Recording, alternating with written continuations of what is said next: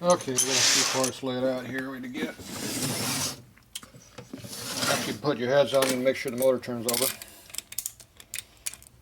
Make sure the pistons don't hit the heads. So it goes around pretty good. Make sure you got compression or suction. Suction. Compression.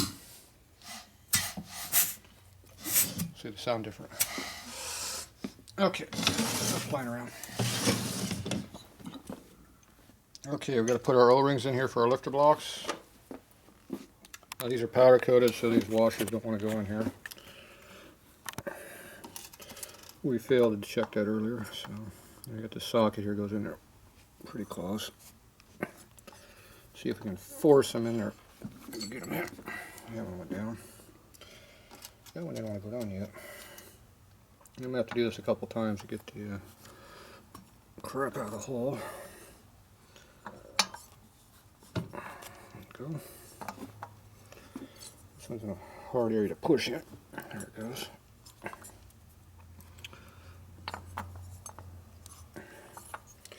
Now, what size is this? So a 3/4 inch SK socket works perfect. Alright, you make sure they're, looks like they're sitting down on the flat. Okay, so we had to cheat these off. Okay, your thick O-rings with your small ID, large OD, go up here in the top. See, they're right up in here.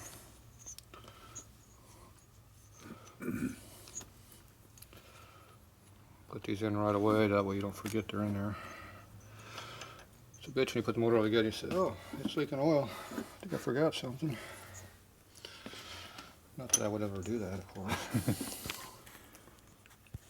Not more than once. And maybe twice. Okay, we got O-rings down here. You want to make sure these fit tight on the OD, because that's what they seal. No, it's not going all the way, so maybe that not in all the way probably is the problem.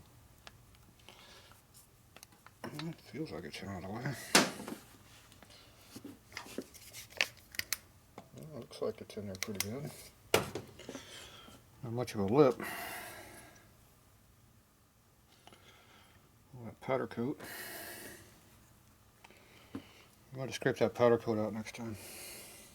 I don't want to do it now because I put the crap inside the lifters. I don't want to do that. I don't want to take it all apart either, so we'll live with it. Alright, those are all in there. Okay, these are our push rods. These ones are the S&S ones that flip up all the way and then they thread on. So eventually those threads come out of here. Yeah, there's some. So these allow you to hold the bottom of the push rod without having threads here, so you can't ever put the nut back down. The other ones you have to thread all the way down, and you have to tie it, the nut has to go over the bad part of the thread where you hold it with a wrench. It doesn't work very good.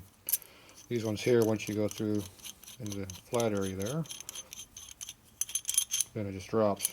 So it makes it a little bit easier.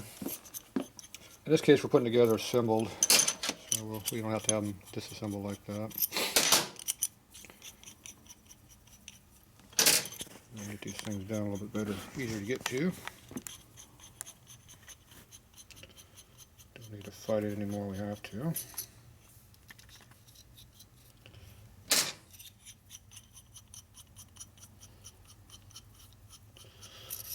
It's a little bit harder to do when it's down inside of a hole, so we'll do it this way to save some time and effort.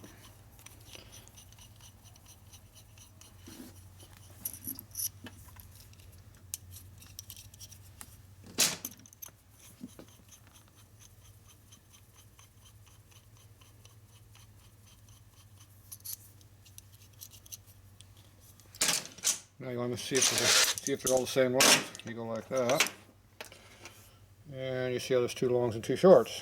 These are longer here, see? So these are your exhaust, these are your intakes.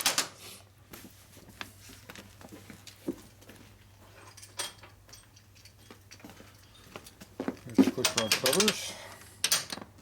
So these are intakes that they were short. And make sure you get a little lube on these.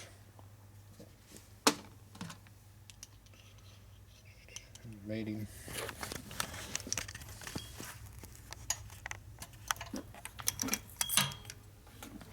A couple different ways of doing this, but you can put them in now or you put them in later. Doesn't really matter. This way you don't have to fight with the rocker arms, so it's a little bit easier. I'm always using it easier if I can do it easy. Now if you get the two mixed up here, you won't be able to adjust the intakes. Then you know you got to push rods in backwards from intake to exhaust. Alright, so make sure the O-rings are in there, and then these are all together. Now these go together with our, we already put our new O-ring in here, our washer and our spring. So just make sure all that's there. If you don't have all that in there, see with the dry O-ring, it doesn't like to slide up either. There it goes. Okay, so that's where we're up to that. So now we'll go ahead and just find the rocker block stuff and get all that stuff laid out. So see you in a couple minutes.